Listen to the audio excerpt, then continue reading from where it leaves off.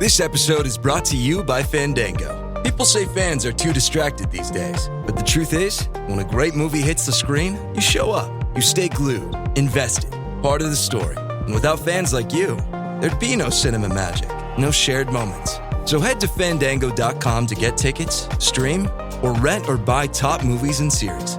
Fandango loves fans. Protein is now at Starbucks, and it's never tasted so good. You can add protein cold foam to your favorite drink or try one of our new protein lattes or matcha. Try it today at Starbucks.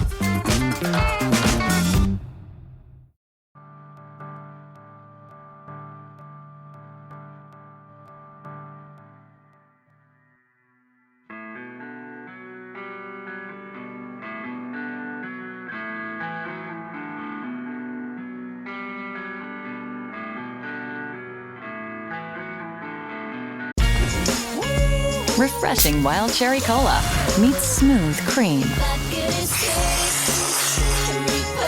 The treat you deserve. Pepsi Wild Cherry and Cream. Treat yourself.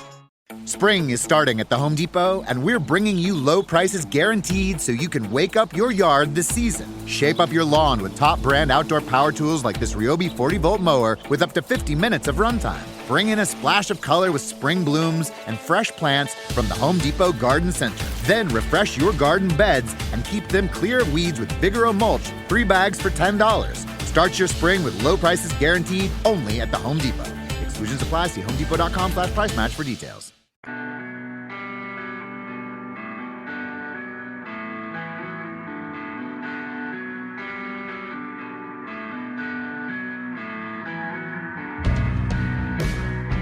It's Deprogram, the podcast where we try to get you into a band. That's right, we've done all the work for you. All you have to do is press play and listen.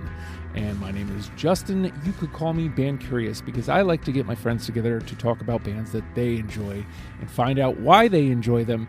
And in doing so, we will come up with a top 10 starter kit to get you into the band.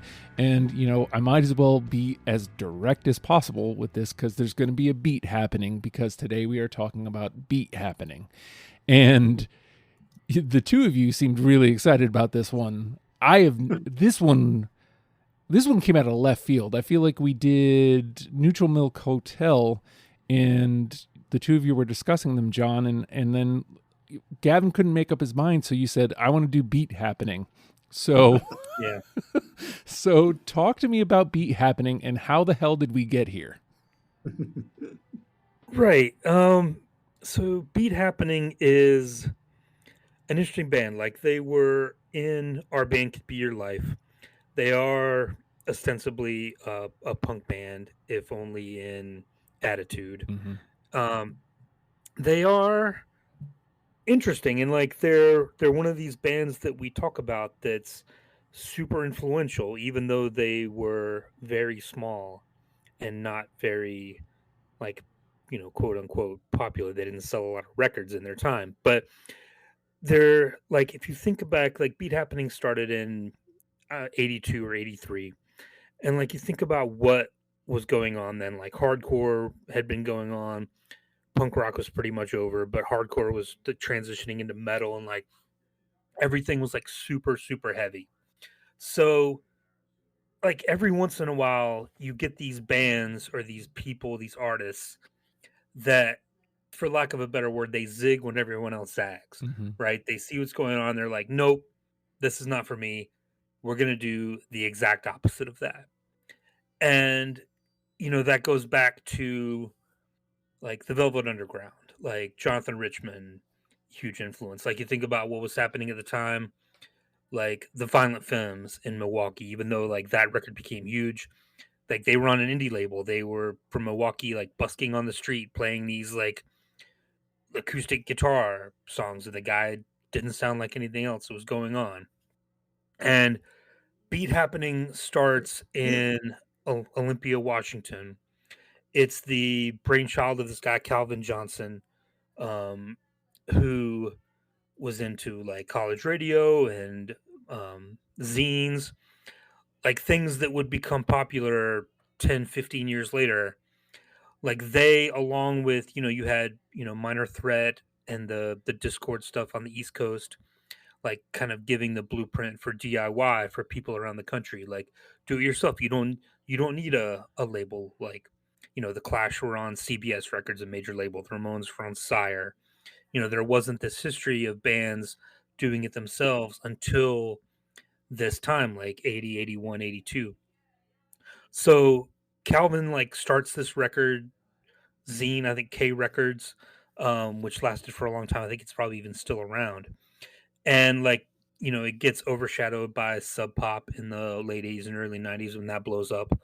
But K Records they've always maintained this like integrity and like um this way of doing things that they stuck to what they did. And like there's something very like honorable about that in this time when like everybody has sold out. Like it says something that like they didn't do it.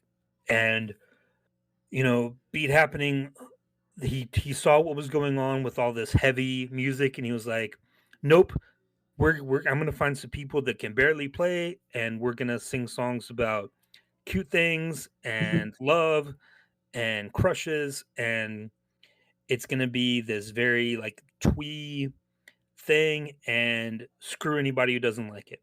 Hmm. And they were like, they would get like, people hated them when they would play, like they would play shows like back in the day. People would be like, what is this? But they found this community up in the Pacific Northwest of like-minded people. And this eventually leads to Riot Girl, like Yep. like this is part of the puzzle of Nirvana. Kurt Cobain, I believe, was a huge Beat Happening fan. He would always talk about K Records. I think they were even on um, one of their compilations or something early on. But Yeah, he had a tattoo on his arm. tattoo, yeah, the K Records tattoo. And yeah, but Calvin Johnson is one of those people like Ian Mackay, like Henry Rollins, who like started this thing. And like, yeah, it didn't get as popular as some of the other stuff did, but it was just as influential. Like, think of some of the bands we've done. Like, I was just talking to like Bell and Sebastian. Like, Bell and Sebastian owes a lot to Beat Happening. Yeah. Sleater Kinney would tell you that Beat Happening was a big influence on them. A lot of those bands took this, and like bands around the country. Like when I was in college in the late '90s, you could go into any club in Athens or Portland, Austin, anywhere, and hear bands that sound like this, that took their influence and said, we might not be able to play, but we can do this. And it's one of those things that kind of sprouted this DIY network in the late 80s, early 90s, where people heard this and you either hated it or you were like, this is the most revolutionary thing I've ever heard. And those people were the ones who started bands and started scenes in their towns and zines and zines, not to make a joke about it, but those are the people that like saw this and were like, I can do that. And it was inspirational for those people in that community. And for that reason, it's super important. It's funny you said either people hate it or love it, and the first thing that Gavin said once you settled on Beat Happening is, Justin, you're gonna hate it. So talk to me about Beat Happening, Gavin. Well, I kept thinking, like, is Justin gonna think that we're punking him? You know what I mean? like what the fuck is this? I saw Beat Happening open for Fugazi at Gilman Street on May 20th, 1990. So and jealous. They fucking do The Offspring play that show. I didn't even know who they were. I didn't even watch them. I was just like outside. But they like blew me away. I didn't know anything about Beat Happening. They blew me away. And then I bought Black Candy and I was like, what the fuck is this? I hated it. I was like, this can't be the same band. You know what I mean? I was like, this is not what happened at that show. I don't even remember what was so amazing about them. They were just like incredible. He was just fucking with the crowd, and like they were so energetic and so good. And then Black Candy just sounded like so rudimentary. I couldn't really appreciate it. And then I read Our Band Could Be Your Life, and and they are not even close to my favorite band in that book, but it's my favorite chapter in that book because it just spins like this like fantastic tale of like this group of kids that are like, we're going to just completely self mythologize and create our own universe. It's like they were having like, they just went totally analog. They were like, we're having dinner parties in the forest, and like, we're going to write each other letters. And like, they would have like, not been emailing and like thrown out their cell phones if that stuff, existed at the time when they were doing all that. But they were just like, we're going to live a romantic life with our friends. And it was so intriguing and like so compelling. And then I knew this woman in the city who was a tattoo artist, and she was covered in tattoos, and she was like super fierce. And I was like, what, like, I was like, what is that? Like some writing on her arm. And she's like, oh, well, if I have like writing on my body, it's only Beat Happening lyrics. That was like all she would get tattooed on her. It was totally incredible. But like, I'm not like the hugest Beat Happening fan. I have like massive respect for them. But every few years, I'll be like, I'll go back to them and be like, I think I'm ready, Like I think I'm ready to like totally like get struck by this. And I'm like, it can't be as bad as I remember, And like then I'm like, some of it is like worse than I remember. And then some of it is like it gets me. And I'm like, I fucking get it. This is like the best song ever, They just have like this, like John was talking about, like a fucking brutal commitment to innocence, Like there's something perverted about it, Like it's so aggressive. It's like Young Till I Die, like we did the 7 Seconds episode. Yeah. They're committed, And there was a few bands in the punk scene that would like challenge the scene, like what John was talking about, they'll like they'll fuck with punks and be like, and basically be saying like, this is not what punk is. It's not macho. It's not aggressive. It's about something else. Like the Butthole Surfers did that. Like there was a few bands that really would like challenge the scene and fuck with people, and Beat Happening was one of them. They were a disruptor. They were a provocateur. And it's giving mental illness at times, like I'll definitely like, but it was like a homing signal for like 16-year-old librarians in training, like an army of horn-rimmed glasses, girls in horn-rimmed glasses just came out of the woodwork and like really responded to them. And I'm stoked to be doing this. It's like super fun. So, obviously, there's nothing here for me. Like there's nothing I can say because this name never came across me. Like I had no expectations. I had nothing other than the very few things that you guys had said in the chat leading up. But I will say, some things that struck me seem like I had them in reverse, because one of the things I was going to come to the table with is that the low effort seemed to be part of it. And it sounds to me like low effort wasn't the part of it. It was lack of ability was part of it, which I kind of respect more than low effort. Yeah. Like the fact that he's just bringing along people who couldn't play, and it was just like, let's just go do this. That does change the narrative. That does change my view, a hair on what's going on here. That said, it does get a little low at points, and we'll cross that as we get to it. There's not a lot here, John. Like, again, this is one of those bands where you're pretty much like at the ready with our main list. So talk to me, like, with a band like this, it it isn't always like direct songs. I mean, I likened them yet another band here in a row to the Frogs, where it's like where the Frogs had the talent, but they were being ridiculous, whereas this band is almost the inverse. Is picking 20 for this as easy as just I'm taking the best 20, or is there another strategy to this? Yeah, I mean they were around for about 10 years. You know, they lasted until 92.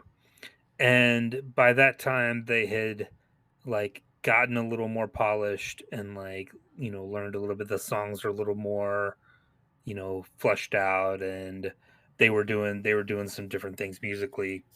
Um but yeah, I basically just went through, like, it's not a huge list. I think what 63 songs. Mm-hmm. So I had like maybe five um that I knew that I was gonna have on there, like some of my favorites of theirs. Um and then it's just going it through and trying to pick out like what I thought best represented them. It wasn't like I didn't have to do a lot of like reworking. I think as I was working up, I got to the last album, and I think I had 17 or 18, and I was like, well, this is perfect. So I just picked a couple off the last record, and then I pretty much just went with it. It was pretty quick and easy. So I, I don't know if this is something that you kind of already had your 20 ready to go, Gavin, or is this something you just made quick work of? I just made quick work of it. John put together a good list. Like I had, 3 or 4 songs that I love and I knew that I loved. It was fun to go back and like really concentrate on these records. Um, I really love their last record the best, from 92. Like John was saying, maybe that just them, like, or like you were saying, Justin, getting by that time getting more proficient, like, um works for me, but I think that's their most solid record. Yeah, it was fun. It was easy.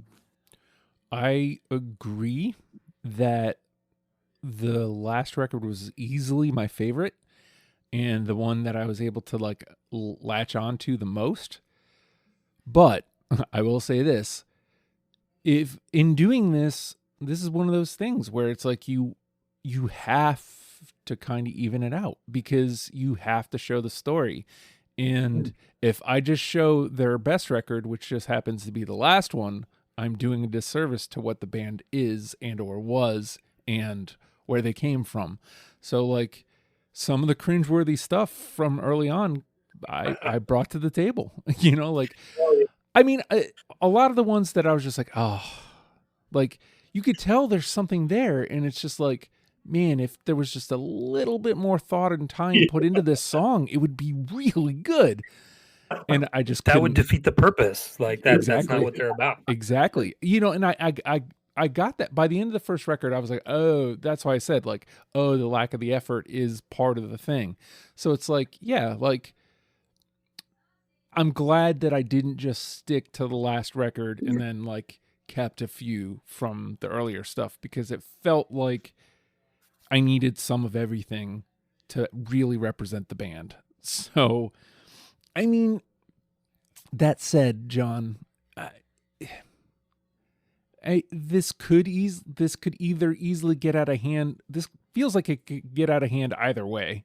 Like it could be just total annihilation, 13 through, we're talking about making cuts, or it could be like we get nothing. So, what do you think here? How do you think we do for the final say? Yeah. Well, again, this panel with Gavin and I together, I think is going to live up to its reputation again, where we come at these bands from a very different perspective, and we have a hard time. Like the Venn diagram of us has a very small sliver in the middle, Mm-hmm. even though there are a lot of the same bands. So I'm not expecting us to get very many. I'm going to say 3. Okay, yeah, that seems right. What do you think, Gavin? Uh, yeah, it's funny. Like there's another, like the Venn diagram of bands that John and I have is like just one circle. Like we like the Yeah. same stuff. Yeah. Yeah. Like, um, I'm gonna go 5. I think that we're gonna pull some out of here that like rise to the top. Oh boy. All right. Well, then I'll go the other way. I'm gonna go with 8. Nice. I think it's Whoa. possible. I don't think it's out of the realm. I tend to lean Okay. towards where John is, but I don't think it's impossible that there was 8 songs that we were all like, yeah, I can get into that. And then Totally. then it's only 2 left to fill out the list. So I'm gonna go with 8. I'm to steal your thing over the last year. I feel like the math kind of works for a higher Okay. pick. So I mean, there's different reasons to like different songs. So like I like everybody's thought processes here, but I'm gonna go high. All right. With that, we're gonna take a quick pause and we will be right back. It's deprogrammed. Kraft Mac and Cheese is better than 90s hip hop. We'll remind you of your childhood without making you feel incredibly old. Kraft Mac and Cheese. Best thing ever.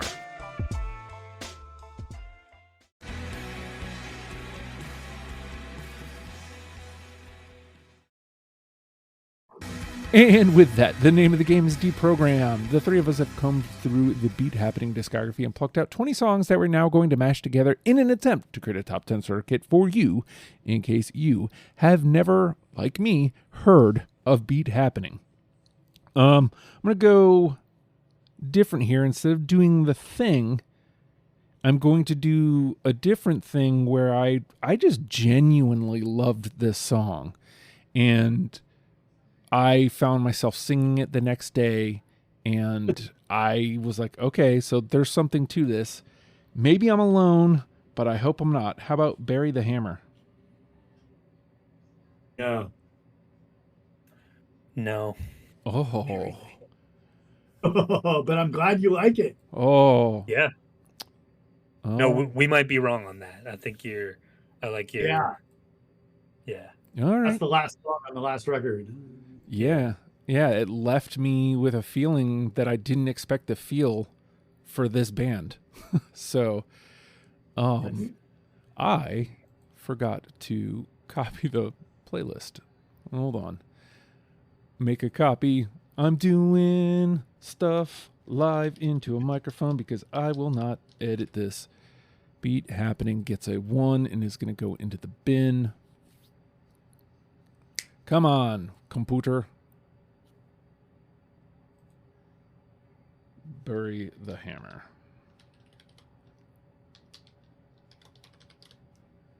Just me. All right. John?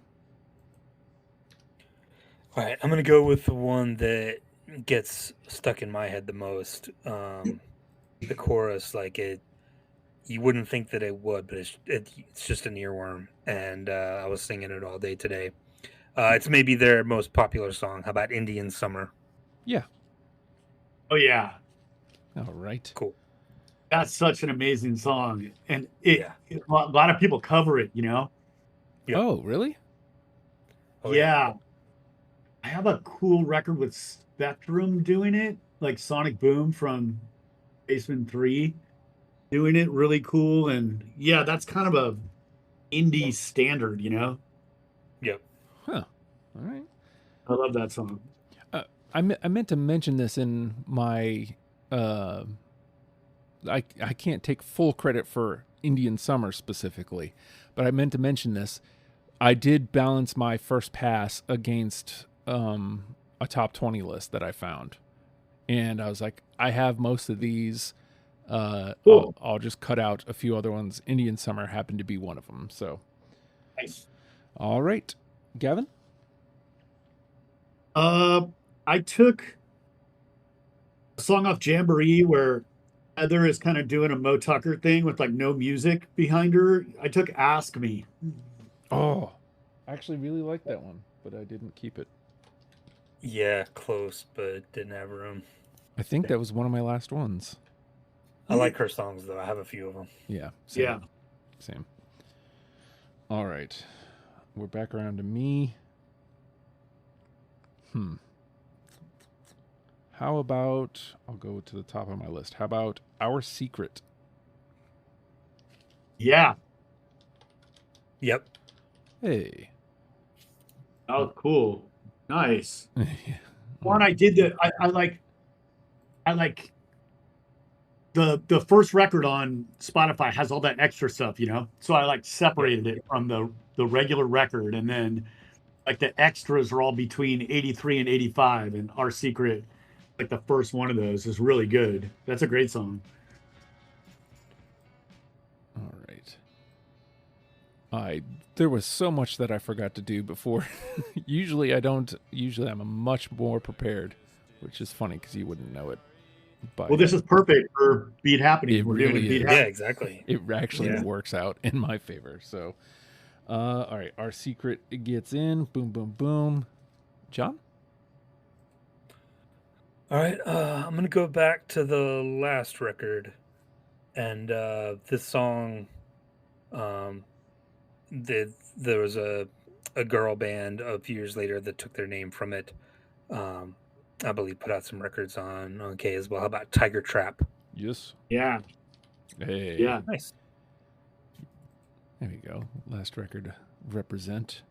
I believe is that track 1 on that one? Yep. Yeah.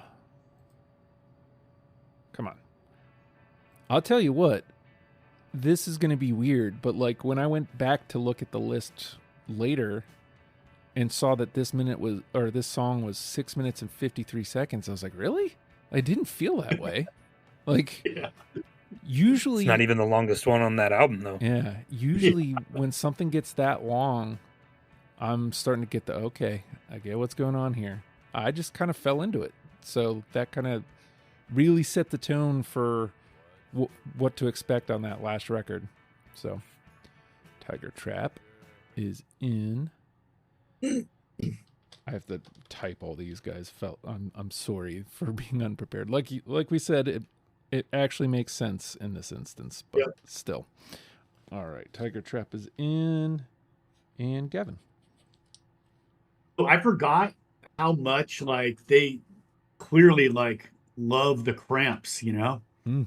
There's like so much of I don't know, it just feels like young fans of the Cramps, or like, and like maybe even like Flies on Sherbert, like Alex Chilton's like totally fucked up record after Big Star, you know? Um, I took Bad Seeds 2 off the Extras record. I like Bad Seeds 2 better than the regular Bad Seeds off Beat Happening. It was close. Yeah, no, I don't have it. I don't have a story either, but I feel like that's going to be a lot of that too here. I'm gonna try to bin every song as an homage to Beat Happening. Yeah, yeah. All right. I'm gonna go to the last record. How about Noise? Yeah. Hey. No. All right, we'll take a 2 there. Yeah, that was a good one. Yeah, I was listening to that one just as you logged in, Gavin. I was listening to Noise. I was like, oh yeah, I'm glad I got that one. All right, John? All right, how about Midnight A Go-Go? No. Can't save you, friend. Sorry. Okay. Jamboree. All right, Gavin? One of my all-time favorite top 3 songs by them. I took Cast a Shadow off Black Candy. Yeah. Yep. Hey. Nice. Cast the Shadow, rounds of 3. Boom. And then let's get a clip here. Usually, I only have to do one of these things at a time. I've made it so I've had to do like 3. All right. So we're back around to me, eh? Yep. The thing about this band is I don't feel like there's a groove I can settle into, like where I can find you guys. Like if this feels like it just Whatever, man. Whatever jumps out at me is what I'm gonna play. How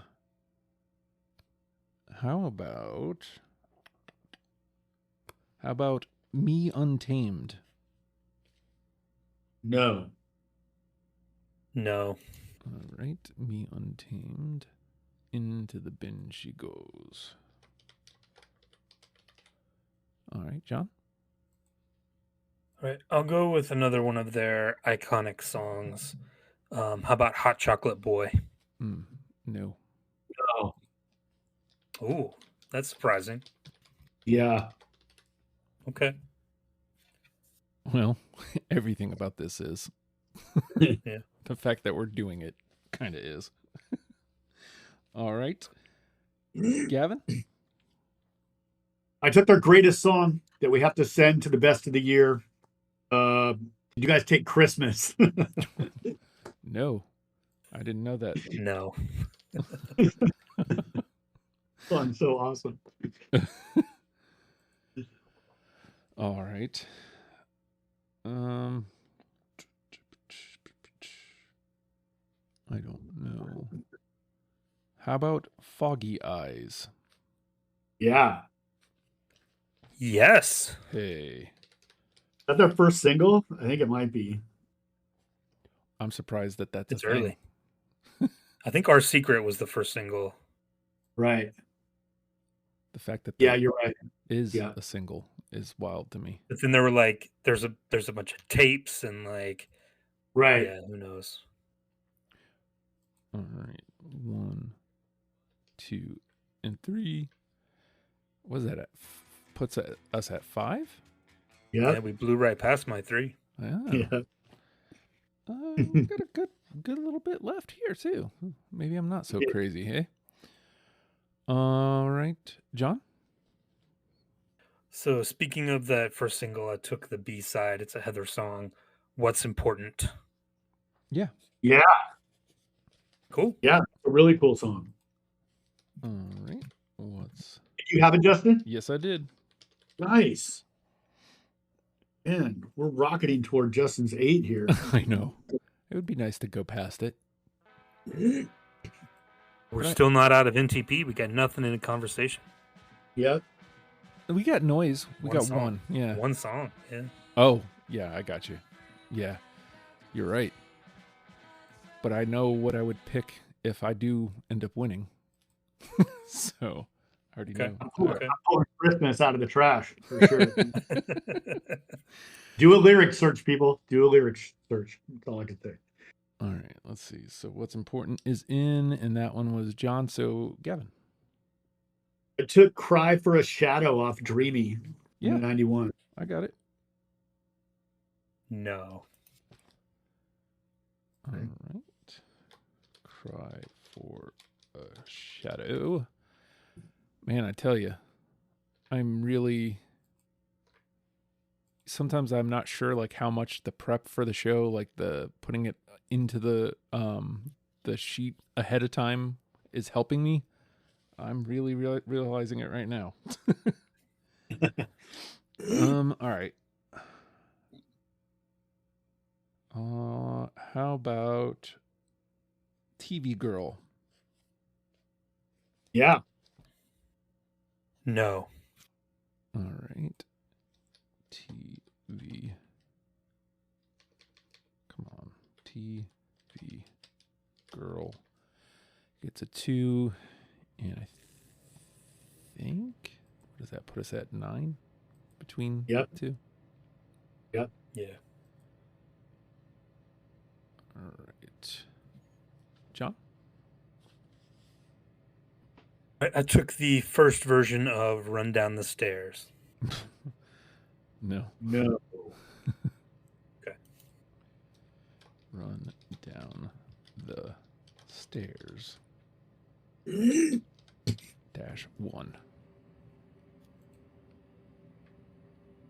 All right, Gavin?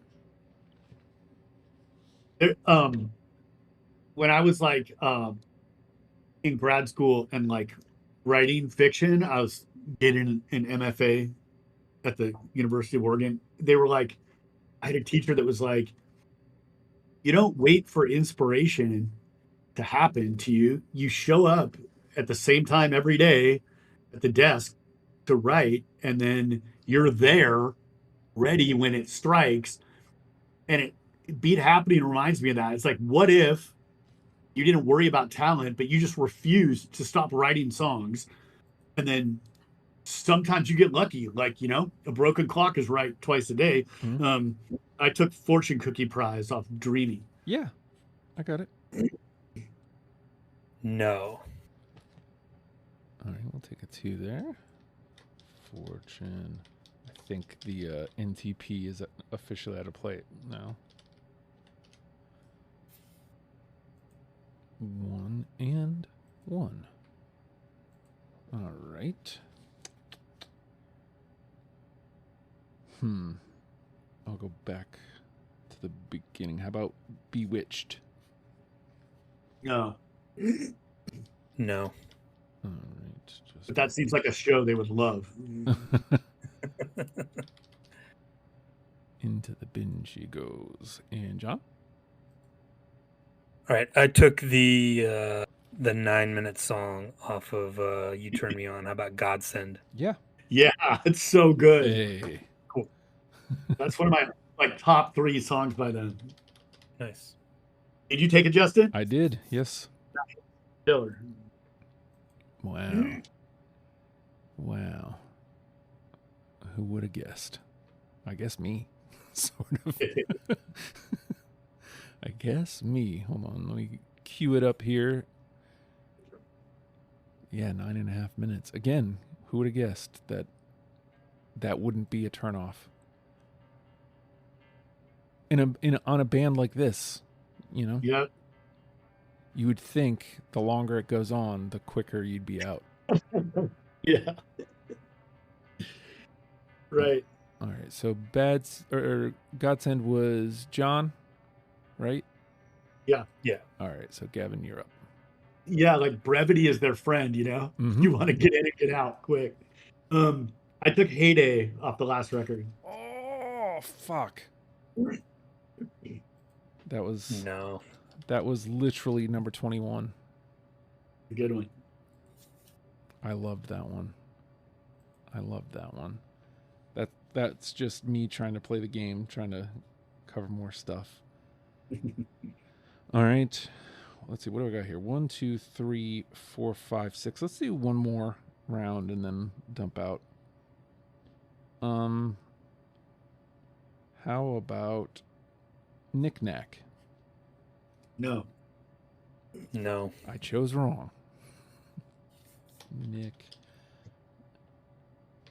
Knack. All right, John? All right. How about Revolution Come and Gone? No.